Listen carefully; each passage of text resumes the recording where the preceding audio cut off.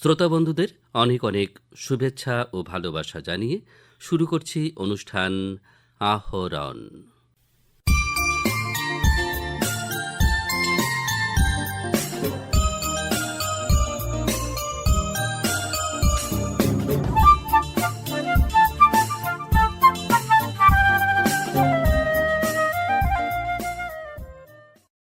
ছাব্বিশ জুন আন্তর্জাতিক মাদক নিবারণী দিবস। এবছর মুখ্য বিষয় ছিল বিশ্ব মাদক সমস্যা, বহমান সংকট, নতুন প্রত্যাহ্বান, উদ্ভাবনী প্রক্রিয়া। এছাড়াও ছিল প্রয়াত প্রথিতযশা সাংবাদিক ও সমাজচিন্তক রবিজিৎ চৌধুরীর ৩১তম প্রয়াণ বার্ষিকী। প্রেস ক্লাব অফ শিলচর মাদক নিবারণী দিবসটি পালন করে একটি আলোচনা সভার মাধ্যমে। দুজন সাংবাদিককে রবিজিৎ চৌধুরী স্মারক সাংবাদিকতা পুরস্কার তুলে দেওয়া হয়। এ বছরের মাদক নিবারণী দিবসের বিষয়বস্তুকে কেন্দ্র করে আলোচনায় অংশ নেন আসাম বিশ্ববিদ্যালয়ের সমাজকর্ম বিভাগের অধ্যাপক জয়শ্রী দে। মুখ্য বক্তা হিসেবে তিনি বলেন, সবার প্রথমে যদি বলি, মাদকাসক্ত নিয়ে যদি বলতে হয়, গানটা আমার খুব মনে আজকে দোলা দিল, যে ব্যর্থ পানের আবর্জনা। আমরা কিন্তু আবর্জনার আবর্তেই আছি, চারিপাশেই আমাদের আবর্জনা ঘিরে আছে। সেই জায়গা থেকে আমরা নিজেকে কিভাবে মুক্ত করব এবং আমাদের পরবর্তী সমাজকে কিভাবে, আমি পরবর্তী সমাজ বলছি কারণ কি, আমাদের এখন কিন্তু মূল লক্ষ্য হলো যারা শিশুরা, আমরা দেখতেই পাই আমাদের যেটা গোলদিঘি মল আছে, মলের বাইরে দেখবেন ছোট ছোট শিশুরা চলাফেরা করে, এবং ওদেরকে দেখলেই বোঝা যায় যে ওরা আসক্ত। এবং সেখান থেকে আমরা কিভাবে আমাদের পরবর্তী জেনারেশনকে মুক্ত করব, সেই পথে কিন্তু আমাদের বেশি এগোতে হবে। দেখুন, যে কোনো আগে উনি বললেন খুব সুন্দর করে যে এটি একটি রোগ, এটি সত্যি একটি সামাজিক ব্যাধি। যে কোনো ব্যাধিকেই আমরা একজন কোনোদিন সেই ব্যাধির থেকে উত্তরণ করা সম্ভব না, বা ব্যাধির থেকে পুরোপুরি নির্মূল করা সম্ভব না। আমাদের একজোট হয়ে প্রয়াস করতে হবে এবং স্ট্র্যাটেজিক্যালি প্রয়াস করতে হবে, যেটা ইউনেস্কো এবার বলে দিয়েছে না, ইনোভেটিভ রেসপন্সেস। বিকজ এখন যে প্রবলেমগুলো আসবে, সেই প্রবলেমগুলো কিন্তু অনেক নতুন ধরনের সমস্যা আমাদের সামনে আসছে। সেই নতুন সমস্যা, বিভিন্ন ধরনের অ্যাডিকশনের মানে সব জিনিস যেভাবে চেঞ্জ হয়ে গেছে, অ্যাডিকশনের কিন্তু রূপরেখাটাও চেঞ্জ হয়ে গেছে। সেটা থেকে আমরা কিভাবে ইনোভেটিভ রেসপন্সেস দিয়ে সেটা থেকে মুক্ত পাবো। এবারে যদি ধরুন কোনো ব্যক্তি প্রথম অবস্থায় যখন সে আসক্ত হয়, ওর কিন্তু এটা প্লেজার মনে হয়, ওর কাছে এটা খুব একটা একটা নতুন ধরনের একটা জিনিস মনে হয়, যে আজকে আমার লাইফটা একটু অন্যরকম হলো, আজকে আমার জীবনটা একটু অন্যরকম হলো, একটা অন্য ওয়ার্ল্ডের মধ্যে আমি গেলাম। কিন্তু সেই প্লেজারটাই কিন্তু আস্তে আস্তে সর্বনাশ ডেকে আনে। কখন তার সর্বনাশের রূপ নেয়? যখন তার সোশ্যাল ফাংশনিং, তার নিজের কাজ করার ক্ষমতা, পরিবার চালানোর ক্ষমতা, তার যেগুলো রোলস অ্যান্ড রেসপন্সিবিলিটিস আছে, সেইগুলো যখন ও করতে পারে না, তখনই সেই প্রবলেমটাকে আমরা এডিকশন বলি। এবারে এডিকশন হওয়ার ক্ষেত্রে কি কি ধরনের পর্যায় আছে সেগুলো আমি অল্প একটু বলছি। দেখুন, যিনি এডিক্টেড, ওনার তো সমস্যা রয়েছে। এবারে আরেকটা সমস্যা হলো অ্যাডিক্টেড যিনি, ওনার পরিবার এবং ওনার আশেপাশের লোকদের সমস্যা। আরেকটা সমস্যা হলো যারা ট্রাফিকিং নিয়ে ইনভলভ। আমি যদি ড্রাগ ট্রাফিকিং নিয়ে ইনভলভ হই, আমি টাকা রোজগার করব, সেটার জন্য আমি এই পেশাতে ইনভলভ। আমি অ্যাডিক্টেড বিকজ আমার মেবি অনেক ধরনের সমস্যা আছে, মানে পারিবারিক সমস্যা হতে পারে, ব্যক্তিগত সমস্যা হতে পারে। সেই সমস্যা থেকে উত্তরণের জন্য আমি অ্যাডিকশনটাকে একটা কোপিং মেকানিজম হিসেবে ধরে নিয়েছি। এই কোপিং মেকানিজমটা নেগেটিভ কোপিং মেকানিজম, কিন্তু আমার ক্ষেত্রে মনে হচ্ছে যে সেই মেকানিজম হয়তো আমাকে কিছুটা হলেও রিলিফ প্রোভাইড করছে, কিছুটা হলেও আমার মানে ভালো লাগছে। আমার নিজের মনটা যত সময় পর্যন্ত আমি অ্যাডিকশানে আছি, তত সময় আমি সব কিছু ভুলে আছি, আমার ভালো লাগছে। কিন্তু তার ফলে যে সব থেকে বেশি সমস্যার সম্মুখীন হয়, সে হলো পরিবার, যার পরিবার লোক সেই অ্যাডিকশানের শিকার।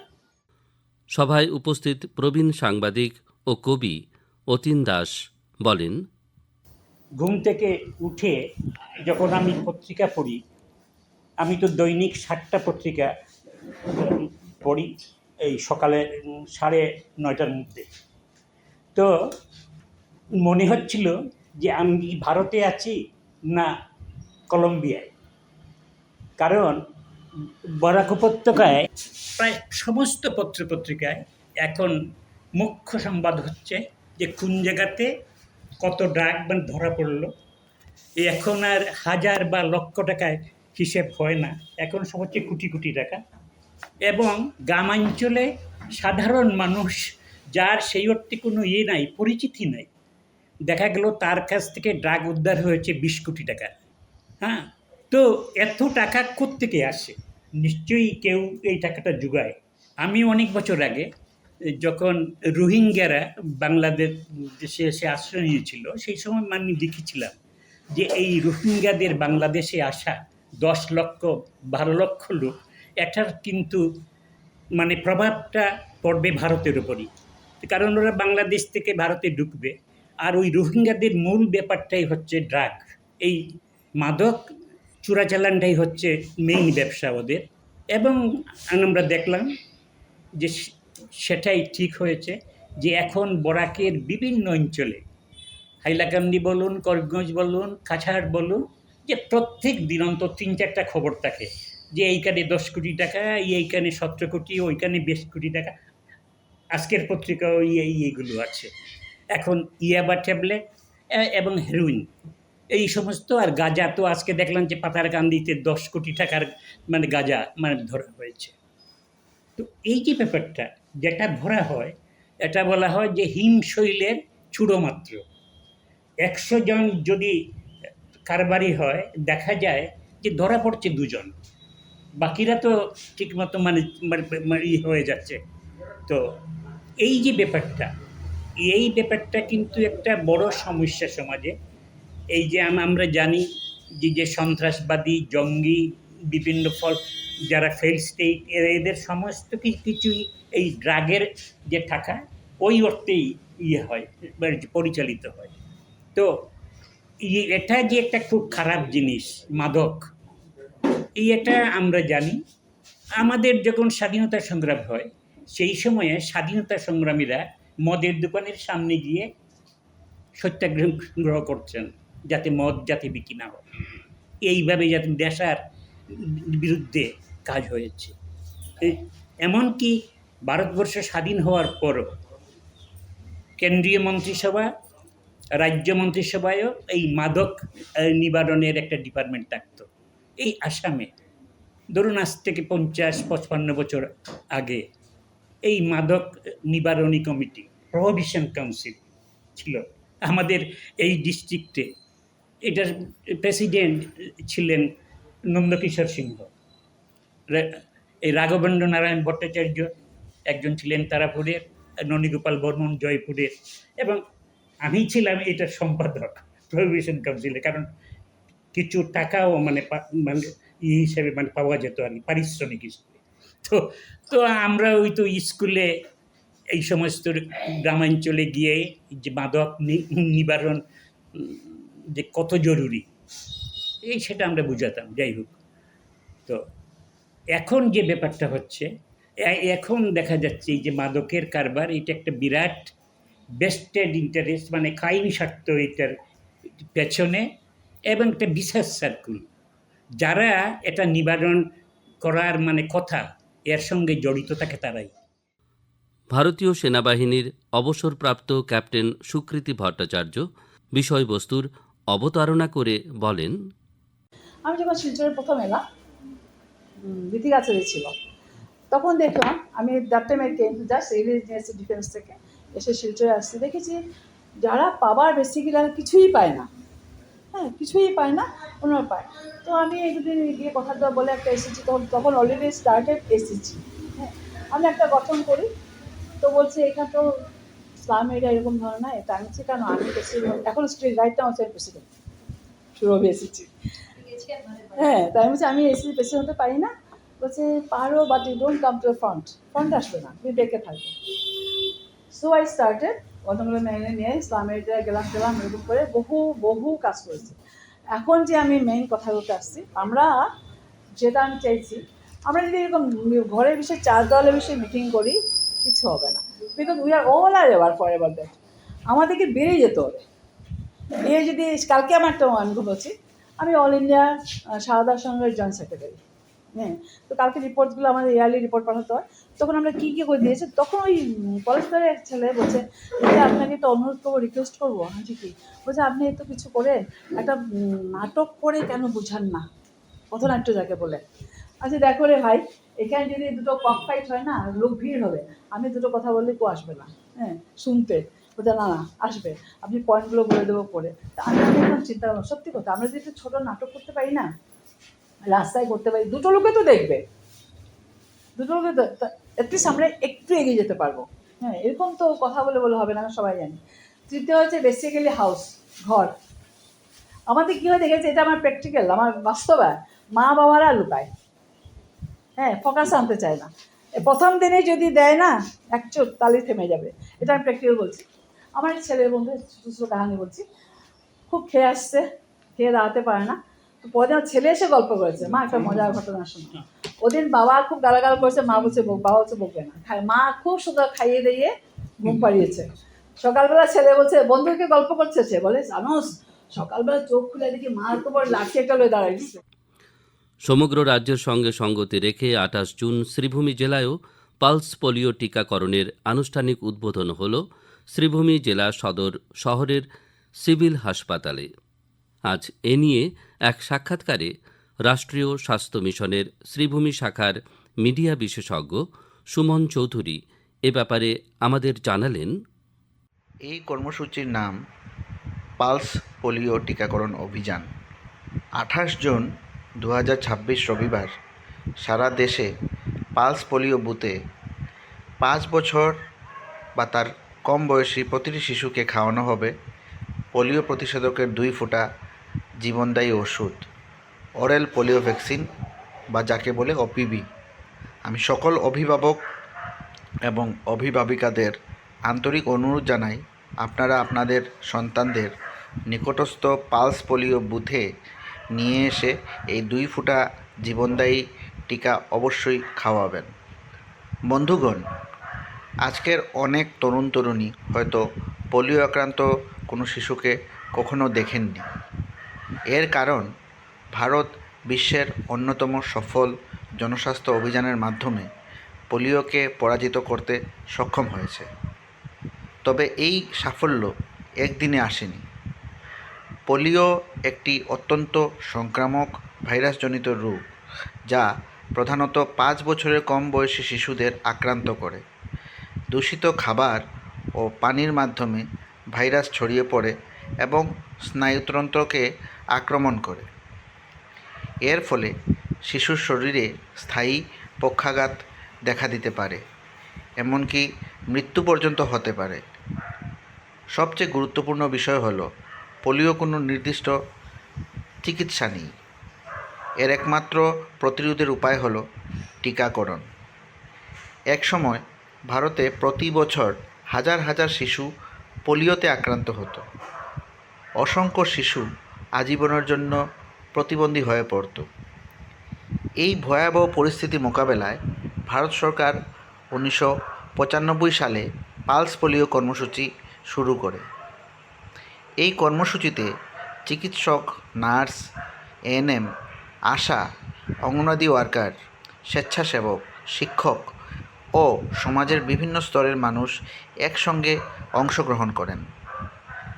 তাদের অক্লান্ত পরিশ্রমের ফলস্বরূপ ১৩ জানুয়ারি ২০১১ সালে পশ্চিমবঙ্গের হাওড়া জেলায় ভারতের শেষ বন্য পোলিও ভাইরাস আক্রান্ত রোগী শনাক্ত হয়।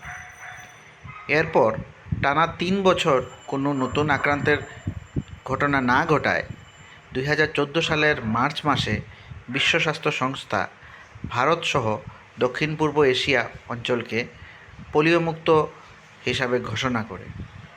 এটি ছিল সমগ্র দেশের জন্য এক ঐতিহাসিক ও গৌরবের মুহূর্ত। কিন্তু আমাদের দায়িত্ব এখানেই শেষ হয়ে যায়নি। আজও বিশ্বের কয়েকটি দেশে পোলিও ভাইরাস বিদ্যমান। তাই পৃথিবীর কোথাও যদি পোলিও থাকে, ততদিন অন্য দেশে এই ভাইরাস প্রবেশের ঝুঁকি থাকবেই। সেই কারণেই প্রতি বছর প্রতিটি পালস পোলিও অভিযান অত্যন্ত গুরুত্বপূর্ণ। যদি একটি শিশুও টিকা গ্রহণ থেকে বাদ পড়ে যায় তবে আমাদের সুরক্ষা বলয়ে একটি ফাঁক থেকে যায়। অনেক অভিভাবক প্রশ্ন করেন, আমার সন্তান তো নিয়মিত টিকাকরণ কর্মসূচির সব টিকা নিয়েছে, তাহলে আবার পালস পোলিওর 2 ফোঁটা কেন? এর সহজ উত্তর, পালস পোলিওর প্রতিটি অতিরিক্ত ডোজ শিশুর রোগ প্রতিরোধ ক্ষমতাকে আরও শক্তিশালী করে এবং সমাজে পোলিও ভাইরাসের বিস্তার সম্পূর্ণভাবে রোধ করতে সাহায্য করে। তাই পূর্বে যতবারই টিকা নেওয়া থাকুক না কেন, প্রতিটি পালস পোলিও অভিযানে 5 বছরের কম বয়সী প্রতিটি শিশুকে এই 2 ফোঁটা পোলিও ভ্যাকসিন খাওয়ানো অত্যন্ত জরুরি। প্রিয় শ্রোতা বন্ধুগণ, আগামী 28 জুন 2026 রবিবার শ্রীভূমি জেলার প্রতিটি পালস পোলিও বুথে স্বাস্থ্য বিভাগের নার্স অর্থাৎ এএনএম, আশাকর্মী এবং অঙ্গনওয়াড়ি কর্মী এবং স্বেচ্ছাসেবীরা আপনাদের অপেক্ষায় থাকবেন। কোনো কারণে যদি সেদিন বুথে যেতে না পারেন তাহলে পরবর্তী দিনগুলোতে বাড়ি বাড়ি গিয়ে টিকা প্রদানকারী স্বাস্থ্যকর্মীদের সহযোগিতা করুন। আপনাদের সহযোগিতাই নিশ্চিত করবে কোনো শিশুই যেন টিকাকরণ থেকে বাদ না পড়ে। একজন সচেতন অভিভাবক হিসাবে আপনার কয়েক মিনিটের উদ্যোগ আপনার সন্তানকে ভবিষ্যতে নিরাপদে রাখতে পারে। মাত্র 2 ফোঁটা ওষুধ একটি শিশুকে আজীবনের জন্য পোলিওর মতো ভয়াবহ রোগ থেকে সুরক্ষা দিতে পারে।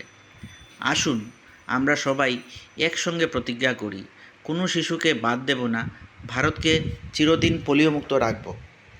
আমি আবারও সকল অভিভাবকদের আন্তরিক অভিনন্দন জানাই এবং আবেদন জানাই, 28 জুন 2026 রবিবার আপনার 5 বছরের কম বয়সী প্রতিটি শিশুকে নিকটস্থ পালস পোলিও বুথে নিয়ে যান এবং জীবন রক্ষাকারী 2 ফোঁটা পোলিও নিশ্চয়ই খাওয়ান।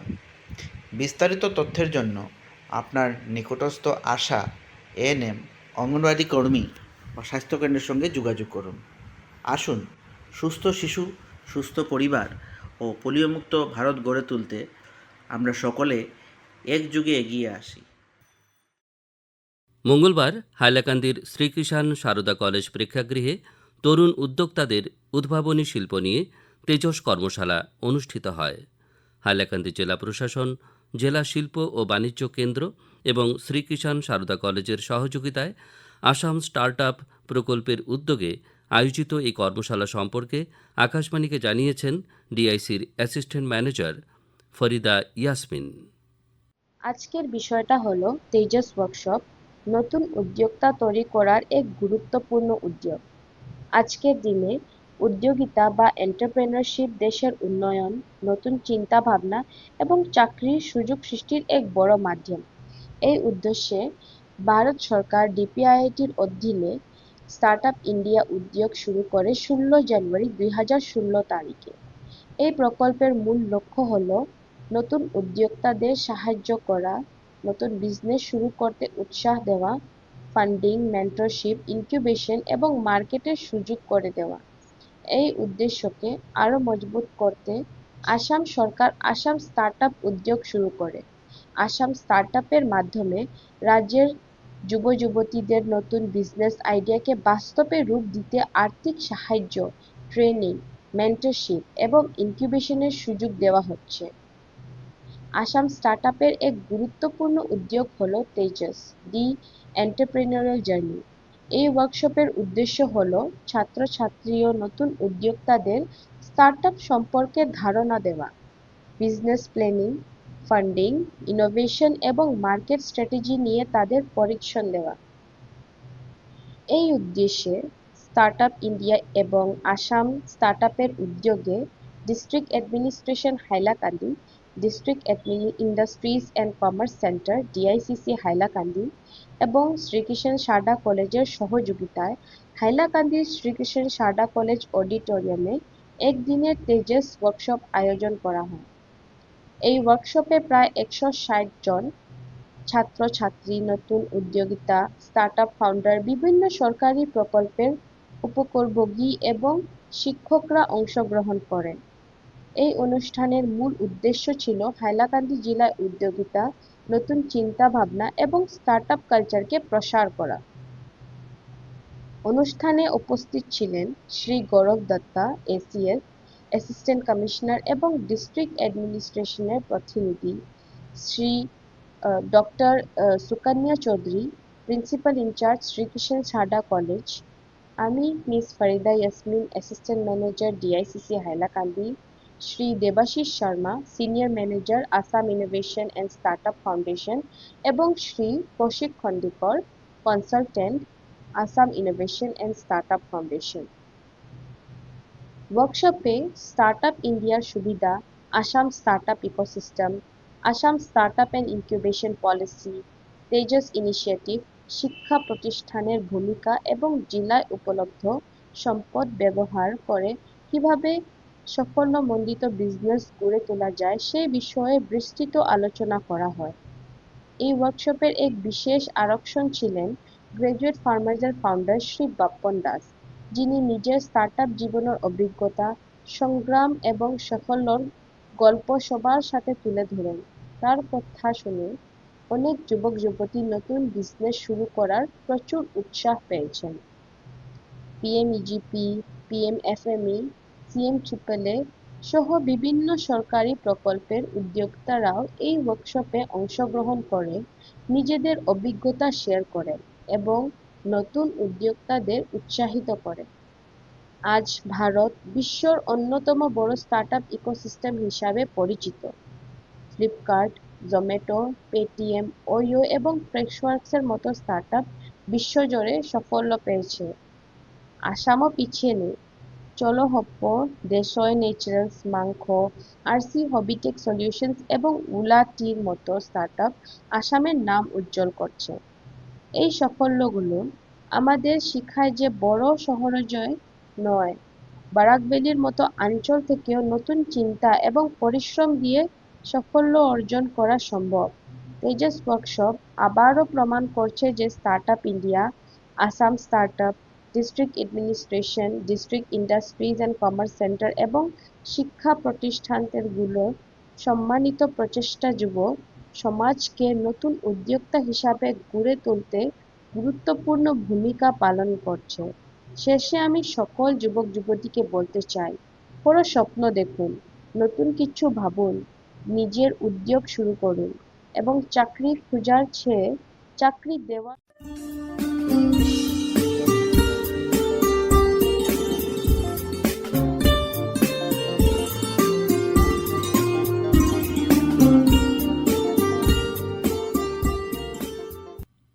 শ্রোতা বন্ধুরা, আহরণ অনুষ্ঠানটি আজ এখানেই শেষ করছি। আপনাদের সঙ্গে আবারও কথা হবে আমাদের আগামী অনুষ্ঠানে। আপনারা ভালো থাকবেন এবং অবশ্যই সুস্থ থাকবেন।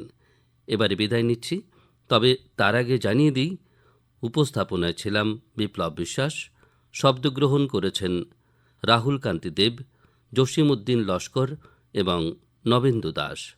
অনুষ্ঠান সম্পাদনায় ছিলেন অভিজিৎ নাথ এবং প্রযোজনা হিতব্রত ভট্টাচার্য।